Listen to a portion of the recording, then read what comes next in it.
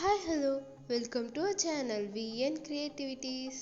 இன்றைக்கி நம்ம சேனலில் எதை பற்றி பார்க்க போகிறோம்னா ரொம்பவே ஹெல்த்தியான ரொம்ப டேஸ்டியான சோள மாவு பணியாரம் எப்படி பண்ணுறது அப்படின்னு தான் பார்க்க போகிறோம். கூடவே அதுக்கு சைடிஷாக ஒரு சூப்பரான தக்காளி தொக்கை எப்படி செய்கிறது அப்படிங்கிறதையும் சேர்த்து பார்க்க போகிறோம். இது எப்படி பண்ணுறதுன்னு பார்க்கறதுக்கு முன்னாடி இப்போ தான் நீங்கள் நம்ம சேனலை ஃபஸ்ட் டைம் பார்க்குறீங்கன்னா மறக்காமல் சப்ஸ்கிரைப் பண்ணிடுங்க. கூடவே அந்த பெல் ஐக்கானை கிளிக் பண்ணிடுங்க. அப்போ தான் போகிற வீடியோஸோட நோட்டிஃபிகேஷன் உங்களுக்கு வரும். இதுக்கு ஃபஸ்ட்டு சோளத்தையும் அரிசியை ஊற வச்சிடலாம். நான் இங்கே 2 டம்ளர் அளவுக்கு சோளம் எடுத்திருக்கேன். அதே டம்ளரில் 2 டம்ளர் அளவுக்கு இட்லி அரிசி எடுத்திருக்கேன். இப்போ இதில் தண்ணி ஊற்றி 8 hours or overnight soak பண்ணி வச்சிடலாம். நான் ஓவர் நைட் சோக் பண்ணியிருந்தேன். அடுத்ததாக உளுந்து ஊற வச்சிடலாம். நான் ஒரு டம்ளர் உளுந்து எடுத்து அதில் கொஞ்சமாக தண்ணி ஊற்றி ஊற வச்சிடுறேன். இது ஒரு அரை மணி நேரம் ஊறினா போதும். இது கூடவே அரை டீஸ்பூன் அளவுக்கு வெந்தயம் ஆட் பண்ணிடலாம். இப்போ அரை மணி நேரம் ஆயிடுச்சு. இதை நல்லா கழுவி இதை மிக்ஸி ஜாரில் போட்டு அரைச்சி எடுத்துடலாம். உளுந்து அரைக்கும் போது அதிகமாக தண்ணி போடாமல் கொஞ்சமாக தண்ணி சேர்த்து அரைச்சி எடுத்துக்கோங்க. இப்போ உளுந்து அரைச்சாச்சு. இப்போ இதை ஒரு பவுலில் ட்ரான்ஸ்ஃபர் பண்ணிடலாம்.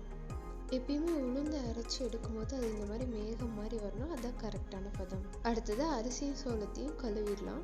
கழுவி அதையும் மிக்ஸி ஜாரில் போட்டு அரைச்சி எடுத்துடலாம். நான் இதை ஓவர் நைட் சோக் பண்ணி வச்சுருந்தேன். உளுந்தை மட்டும் காலையில் ஊற வச்சு அரைச்சி எடுத்துட்டேன். இப்போ இதையும் அரைச்சி உளுந்தோடு சேர்த்துடலாம். இப்போ நம்ம பணியாரத்துக்கு மாவு ரெடி ஆயிடுச்சு. அடுத்தது இதில் கொஞ்சமாக ஒரு அரை டீஸ்பூன் அளவுக்கு கல்லுப்பு சேர்த்து நல்லா மிக்ஸ் பண்ணி விட்டுடலாம். மிக்ஸ் பண்ணும்போது நீங்கள் கையில் மிக்ஸ் பண்ணுங்கள். அப்போ தான் சீக்கிரம் புளிக்கும். இப்போ இதை குறைஞ்சது ஒரு 6 to 8 hours நம்ம நல்லா புளிக்க விட்டுடணும். அப்போ தான் பணியாரம் நல்லா வரும். இப்போ பாருங்கள் 8 hours ஆயிடுச்சு. இப்போ இதை ஓப்பன் பண்ணி பார்த்துடலாம். பாருங்கள் மாவு நல்லா எப்படி புளிச்சு வந்திருக்கு அப்படின்ட்டு. நான் இதை காலையில் ஆட்டி வச்சுருந்தேன். நைட்டு ஊற வச்சுட்டு காலையில் மாவு ஆட்டிட்டு திருப்பி நைட்டு டின்னருக்கு தான் நான் இதை பண்ண போகிறேன். ஸோ எனக்கு மாவு நல்லா புளிச்சிருந்தது.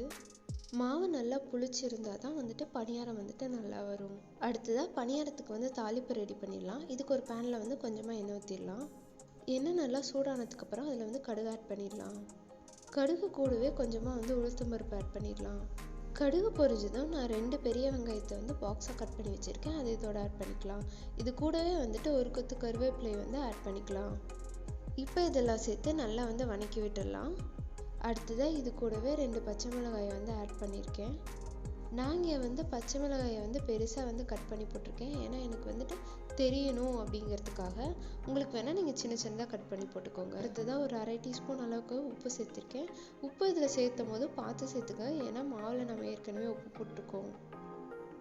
இப்போ இதெல்லாத்தையும் சேர்த்து நல்லா வதக்கிடலாம்.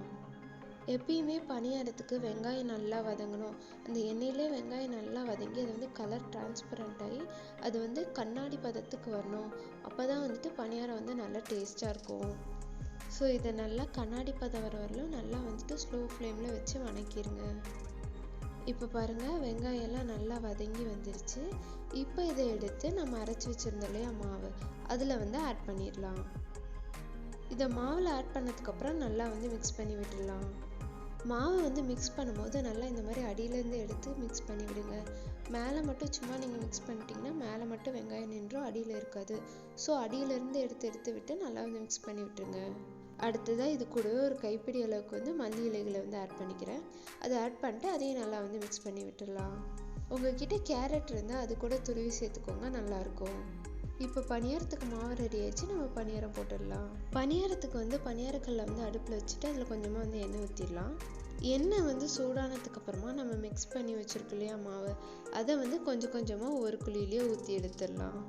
இந்த மாதிரி எல்லா குழிகள்லேயும் மாவு ஊற்றி அதை ஒரு சைடு நம்ம வேக வச்சிடலாம். பாருங்கள் பணியாரம் எப்படி வெந்து அது மேலே கப் கேக் மாதிரி உப்பி வந்திருக்கு அப்படின்ட்டு. இப்போ இது ஒரு சைடு வெந்துருச்சு. இதை திருப்பி போட்டு இன்னொரு சைடையும் நம்ம நல்லா வேக வச்சு எடுத்துடலாம். மாவு நல்லா புளிச்சிருந்தா தான் இந்த மாதிரி அதில் ஹோல்ஸ் க்ரியேட் ஆகும் அண்ட் உப்பி மேலே வரும். அப்போ தான் இது நல்லா சாஃப்டாக இருக்கும். ஸோ இது நல்லா புளிச்சதுக்கப்புறம் ஊற்றுங்க. இந்த மாதிரி எல்லா பணியாரத்தையும் திருப்பி போட்டுருங்க. இந்த மாதிரி எல்லா பணியாரத்தையும் திருப்பி போட்டதுக்கப்புறமா 2 நிமிஷம் அதை நல்லா வேக விட்டுருங்க. 2 நிமிஷம் வெந்ததுக்கப்புறமா திருப்பி நம்ம ஃபஸ்ட் சைட் போட்டோம் இல்லையா, அந்த சைடை திருப்பி போட்டு ஒரு 2 நிமிஷம் வேக வச்சிடலாம். இந்த மாதிரி பணியாரத்தோட 2 சைடும் நல்லா திருப்பி திருப்பி போட்டு எடுத்து அது நல்லா மொறு மொறுன்னு கிறிஸ்பியாக வர வரலும் போட்டு எடுத்துடலாம். இப்போ பாருங்கள், பணியாரம் ரெண்டு பக்கமும் நல்லா வெந்து ரெண்டு பக்கமும் வந்து நல்லா வந்து கிறிஸ்பி ஆயிடுச்சு. இப்போ இந்த பணியாரத்தை வந்து எடுத்துடலாம். அவ்வளோதாங்க, நம்ம சோள மாவு பணியாரம் வந்து சூப்பராக ரெடி ஆயிடுச்சு. இனி இதை வந்து சாப்பிட வேண்டியதுதான். சோள மாவில் பணியாரம் செய்கிறோம், அது டேஸ்ட் எப்படி இருக்கும் அப்படின்னு நீங்கள் நினைக்கவே வேண்டாம். நம்ம நார்மல் பணியாரம் எப்படி இருக்கும் அதே மாதிரி தாங்க இதுவும் இருக்கும். சொல்லப்போனால் அதை விட டேஸ்டியாக அண்ட் ரொம்பவே ஹெல்த்தியான ஒரு டிஷ். இதில் ஒரே விஷயம் என்னென்னா, நீங்கள் அன்னைக்கே யூஸ் பண்ணுறீங்க அப்படின்னா அட்லீஸ்ட் ஒரு 8 ஹார்ஸாவது அதை நல்லா வந்து புளிச்சிருக்கணும். அப்படி யூஸ் பண்ணிங்கன்னா தான் அது நல்லாயிருக்கும். இந்த பணியாரத்துக்கு தொட்டுக்க வந்துட்டு நான் வெங்காயம் தக்காளி தொக்கு தான் பண்ணியிருந்தேன். இப்போ அந்த தக்காளி தொக்கு எப்படி பண்ணுறதுன்னு பார்த்துடலாம் வாங்க. இது ரொம்ப சுலபமாக டக்குன்னு 2 நிமிஷத்தில் ஈஸியாக பண்ணி முடிச்சிடலாம். இதை செய்யறதுக்கு ஃபஸ்ட்டு ஒரு மிக்ஸி ஜாரில் ஒரு பெரிய வெங்காயம், ஒரு 6-7 பல் பூண்டு, 4லேருந்து 5 தக்காளி வந்து தாராளமாக எடுத்துக்கலாம். கூடவே 2லேருந்து 3 வரமிளகா போட்டுக்கோங்க. வரமிளகா உங்களுக்கு காரத்துக்கு ஏற்ப கூடவோ குறைச்ச போட்டு அரைச்சி எடுத்துக்கோங்க. இப்போ ஒரு வானல் அடுப்பில் வச்சுட்டு அதில் வந்து கொஞ்சமாக வந்து எண்ணெய் ஊற்றிக்கோங்க. நான் இங்கே ஒரு 3 டேபிள் ஸ்பூன் அளவுக்கு எண்ணெய் ஊற்றிருக்கேன். எண்ணெய் சூடாக இருந்து கடுகு உளுத்தம் பருப்பு ஆட் பண்ணிக்கலாம். அது பொரிஞ்சதும் நம்ம அரைச்சி வச்சிருக்கல பேஸ்ட், அந்த பேஸ்ட்டை வந்து ஆட் பண்ணிடலாம். பேஸ்ட்டை ஆட் பண்ணதுக்கு அப்புறமா அதில் வந்து தண்ணி ஊற்றிடலாம். நான் இங்கே வந்துட்டு 1 டம்ளர் அளவுக்கு தண்ணி ஊற்றிருக்கேன். இப்போ இது எல்லாத்தையும் சேர்த்து வந்து நல்லா மிக்ஸ் பண்ணி விட்டுடலாம்.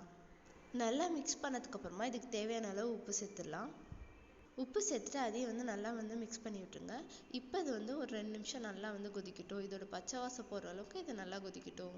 அண்ட் கொதிக்கும் போது அப்படியே விட்டுறாமல் அப்பப்போ இந்த மாதிரி வந்து கிளறி விட்டே இருங்க. அண்ட் கிளறி விடும் போது பார்த்து கிளறி விடுங்க. ஏன்னா வந்து அது தெரித்து கையில் படுறதுக்கு சான்ஸ் இருக்குது. அது வந்து நல்லாவே கொப்பளம் போட்டுரும். ஸோ வந்து பார்த்து கிளறி விடுங்க.